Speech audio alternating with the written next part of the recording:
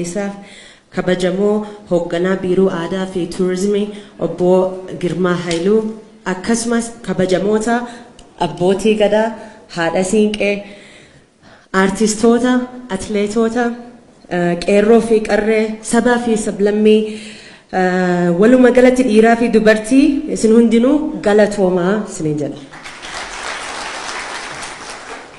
Wal arguun keenya asitti waggaa 150 booda ummanni keenya eega faca'ee booda walitti deebinee asitti wal arguun keenya gammachuu guddaa natti dhagahame. Irreechni irree keenya waan ta'eef Oromiyaa fi Itoophiyaa osoo hin tahin Afrikaa fi aalamaa guutuu keessatti argamuu qabnaa jedhee abdii guddaan qaba.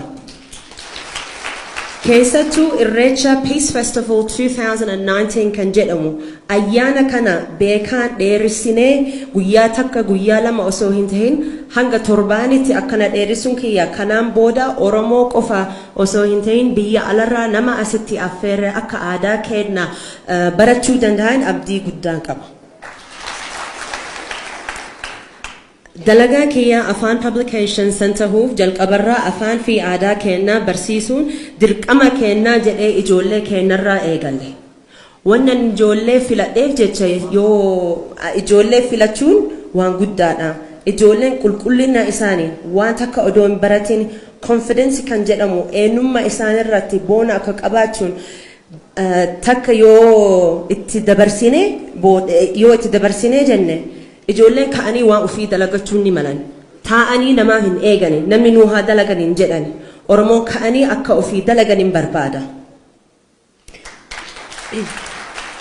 Ammallee carraa kana sababa kanaaf jecha asitti argamee asitti arguun gammachuu guddaa natti dhaga'ama. Fuula duratti deemee waan humna kiyyaan isin humneessuudhaan asin jira. Mammaisi Oromoon akka jettu qeerransa eegeen hin qaban gadin dhiisani. So uf duuba hin deebi'inaa jedhee isin dhaammachuun barbaada. Ammallee ijoollummarraa walaloo tokko na barsiisaniitiin walaloo san isiniif himuun barbaada. Takka jedheetiin achi booda akka na waliin jettan isin affeera. Ijoollummaa amma ka as keessa jiru Awustiraaliyaarra ka'anii kan dhufan abbaa kiyyaa waliin dhufe galata guddaa qaba inni bakka kanatti argamna. Keessattuu abbeeraa kiyya keessattuu namni afaan Oromoo nu barsiise Awustiraaliyaa torbee weekend school kan jedhamu torbaanti gara waggaa 15 yookiin waggaa 20 wareeganii ijoollee keenya ni barsiisan kan nuun jedhan kun obbo Shangalee Alii asitti ni argama galata guddaa qabdisni. So do you remember Obbo Shangale, some of the songs you taught us? We're going to start right now.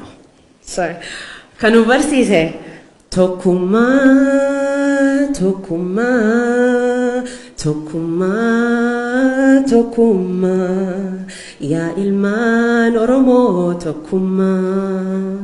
Me isinille kabaja nagaan ol dhaabadha waliin haa jennu kana jedhee isin daawwadha ol kaa dhaabadha. Dura eegalee tokkummaa ilmaan Oromoo tokkummaa eega jennee booda ilmaan Afrikaa tokkummaallee jenna. Hayyee. Dhaamsa kana warra viidiyoo akka gaariitti of qopheessitanii jirtu qopheeffadha akka gaariitti hayyee mee haa jennu together tokko lama sadi tokkummaa.